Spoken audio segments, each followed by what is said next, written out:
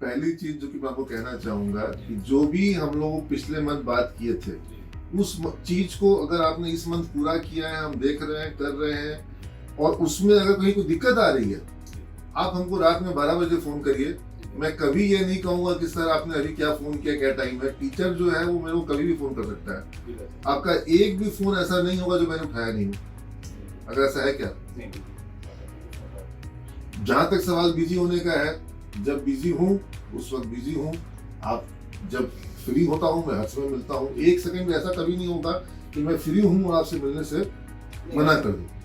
हाँ, हमको ये बताइए सर कि पिछले मंथ जब हम लोग डिस्कशन किए थे केस स्टडी को लेकर के, उस पर आप काम किए होंगे निश्चित रूप से। मैं देख रहा हूँ कुछ केस आप लेकर के केस भी हम लेकर के आए हैं और केस हमने फोटोकॉपी करके उर्दू बोलेंगे सर।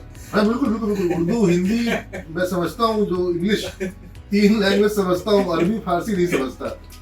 तो केसेस को हमने तकसीम भी करवाया, डिस्ट्रीब्यूट भी करवाया। ठीक है, 150 को फोटोकॉपी में करवाया है। कोई दिक्कत नहीं, आप सारे बच्चों को फोटोकॉपी दीजिए। बैच 1 और बैच 2 में हमने डाइट कोक का केस स्टडी करवाई, एडवर्टाइजमेंट का।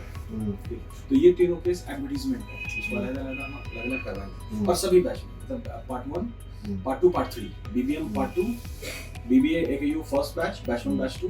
ठीक है, उसमें हमने ये बाइफरकेशन रखा है कि भाई ये आगे लेवल में है तो इम्पोर्टेंट नहीं। आपका केस कंडक्ट करने का मेथड क्या है? केस करने का मेथड है कि सर हमने ग्रुप बना दिया। ठीक है, 4 लोगों का, 3 जितना भी अपना जो कंफर्टेबल है। उसके बाद उनको हमने शीट दे दिया। शीट देने के बाद अब है कि अब हमने कल तक आपको एक्सप्लेन किया था, अब यहाँ से मेरा दायरा खत्म होता है। फिर मैंने यही बात कल सोनी मैम को भी कही, केस को आपको एक्सप्लेन नहीं करना। हाँ, वही एक्सप्लेन को नहीं करना। आप अगर एक्सप्लेन कर दिए तो जो आपकी बात उसके दिमाग में बैठ गई वो वही बात केवल कहेगा। केस को वो अपने नजरिए से पढ़े, देखे, समझे, गूथे, चर्चा करे, विमर्श करे, और उसके बाद वो उसमें अपने एंगल से उसमें अपनी बात रखे।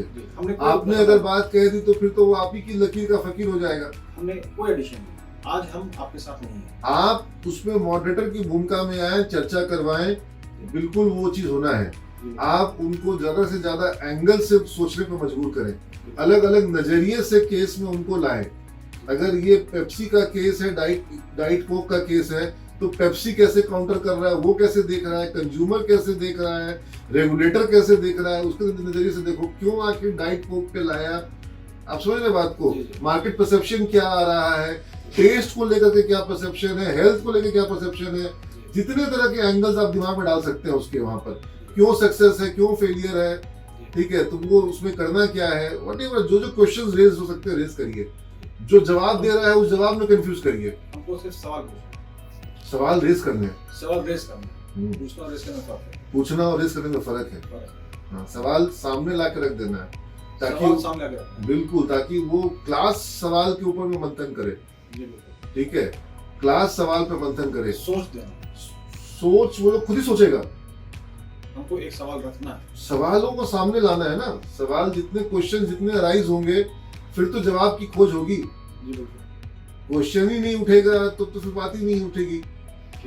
और केस स्टडी में मैं देख रहा हूँ टीचर्स लिखवा रहे हैं, लिखवाने वाला काम, पीपीटी वाला काम किया जा सकता है, लेकिन वो घर से करके लाए, वो घर से करके लाए, लिख करके लाए, केस पर पीपीटी पर बना करके लाए, केस के ऊपर में, घर से, ग्रुप में, क्लास में डिस्कशन, एनालिसिस, आर्ग्यूमेंट, इंगेजमेंट, कुछ पॉइंट्स, कंफ्यूजन नहीं। पॉइंट्स आप नहीं लिखवाएंगे, आप क्या जरूरत है?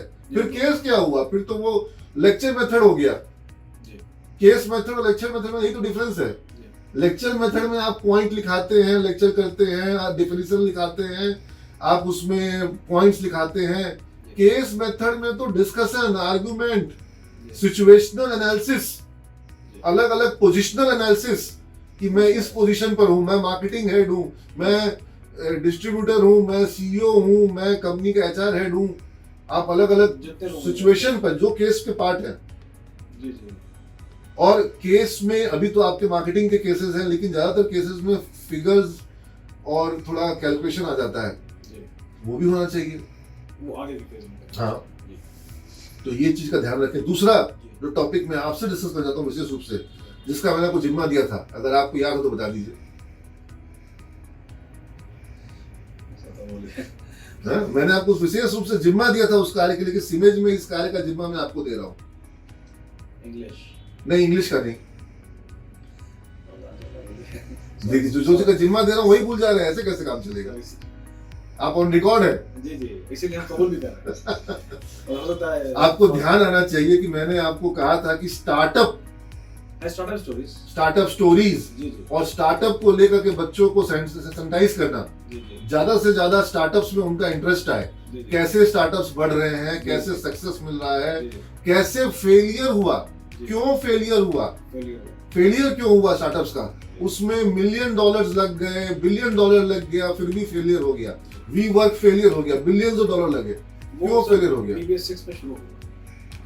सिक्स में केवल नहीं, ये स्टार्टअप की स्टोरी। अभी आपको अभी चीजों याद करिए, आपको एक टीवी का सीरियल के लिए हम बोले थे कि बच्चों को दिखाइए और उसको उससे बच्चों को सबको प्रेरित करिए।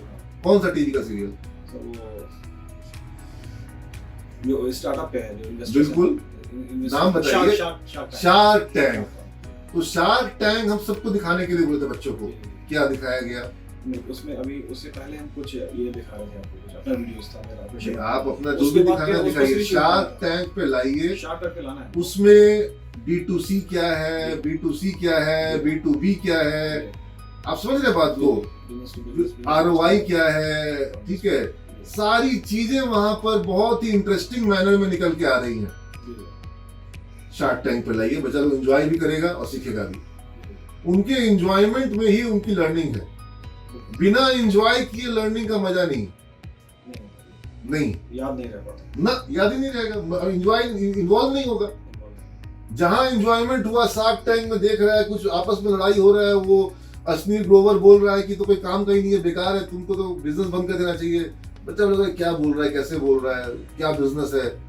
बच्चे के खुद दिमाग में आएगा कि ये बिजनेस बढ़िया है कि खराब है, इसमें पैसा लगना चाहिए कि नहीं लगना चाहिए। उसको तो बुद्धि है, आप उसकी बुद्धि को मौका तो दीजिए। Getting my point? हमको लगता है बहुत शार्क टैंक इंडिया में हिंदी में आ गया, अदरवाइज यूएस में था, ऑस्ट्रेलिया में था, यूरोप में था, इंग्लिश में था, लेकिन अब यहाँ हिंदी में आ गया है। उसका एक एक एपिसोड बच्चों को दिखवाइए, कुछ यहाँ क्लास में, कुछ घर पे। वैसे मैंने खुद से सारा एपिसोड का लिंक ग्रुप में शेयर किया था, डिस्कशन होना चाहिए उसके ऊपर, ठीक है?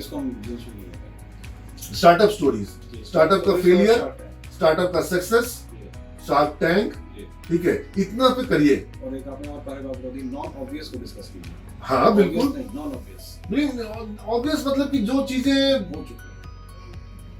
देखिए सच जो होता है ना, वो बिल्कुल साफ सुथरा कहीं पे पड़ा हो ऐसा नहीं होता है। सच पे बहुत सारी धूल लगी होती है, समझ रहे बात को? और सच कभी भी सफेद नहीं होता है, अक्सर ग्रे होता है, ग्रे होता है। जैसे आपकी दाढ़ी है ना, ठीक है, तजुर्बे से वो ग्रे होता है सर, ठीक है ना, वो ग्रे होता है। तो उसमें क्या है कि कई पक्ष होते हैं उसके, कई पहलू होते हैं उसके, ठीक है? जैसे कोर्ट में आर्गुमेंट होता है तो दोनों पक्ष होता है ना। जो ऑब्वियस के बारे में पिछले बार हम लोग डिस्कशन हुआ था, उन बोला कि जैसे रतन टाटा है, तो ये ऑब्वियस है, इनके बारे में कई बात हो चुकी है। नहीं, Ratan Tata is a great figure to discuss. Natwar Shekhar है, ये non obvious. Ratan Tata is a great figure to discuss. Ratan Tata के ऊपर में पूरा का पूरा कोर्स कराया जा सकता है। ही इज ए लीडरशिप लेकिन उन पे बात आइकॉन। उन पे बहुत बात हो चुकी है। नहीं, वो उनको हम कभी भी दरकिनार करने के लिए कह ही नहीं सकते। मैं उनको मतलब पूजा करता हूँ, ठीक है, लेकिन मैं कह रहा हूँ कि अगर टाटा ग्रुप में कुछ अभी बड़ा बदलाव हुआ तो चंद्रशेखर, ठीक है ना, तो उन्होंने जो बदलाव किया, तो वो बदलाव कैसे आया है, क्यों आया है? अगर वो रतन टाटा से भी अधिक गति से टाटा को आगे ले जा रहे हैं, और उसको लाया किसने, उनको नर्चर किसने किया? रतन टाटा ने किया था। लीडरशिप वहां से आई जब रतन टाटा ने देखा कि साइरस मिस्त्री के हाथ में टाटा ग्रुप जो है वो दिशा बदल दे रहा है, उन्होंने किस तरह से फाइट करके उसको हटाया। बोर्ड रूम बैटल हुई, वो बोर्ड रूम बैटल डिस्कस करने की चीज है। और उसके बाद जब एन चंद्रशेखर आते हैं तो वो किस तरीके से एक एक कंपनी को आगे बढ़ा रहे हैं और पूरे ग्रुप में सिनर्जी क्रिएट कर रहे हैं। आज व्हीकल ईवी टाटा मोटर्स लाएगा, उसके लिए बैटरी जो है वो टाटा केमिकल्स और टाटा जो तैयार करेगा। टाटा वो जो ईवी चार्जिंग स्टेशन जो है टाटा पावर लगाएगा। और जहाँ ईवी चार्जिंग स्टेशन होगा वहाँ टाटा कंज्यूमर का स्टारबक्स का कैफे होगा, ताकि स्टारबक्स के कैफे में बैठे कॉफी पीजिए, उतना देर में आपकी बैटरी चार्ज हो जाएगी 15 मिनट में। Value creation. तो he is creating a complete chain कि टाटा कंज्यूमर भी आ गया, टाटा केमिकल्स भी आ गया, टाटा केमिकल्स बैटरी का सारा अंदर का पार्ट्स बनाएगा, हाँ, ईवी स्टेशन टाटा पावर बनाएगा, गाड़ी जो है वो टाटा मोटर्स बनाएगी, और लोहा जो है उसका टाटा स्टील देगा। Complete family. बहुत खुशी हो रही है।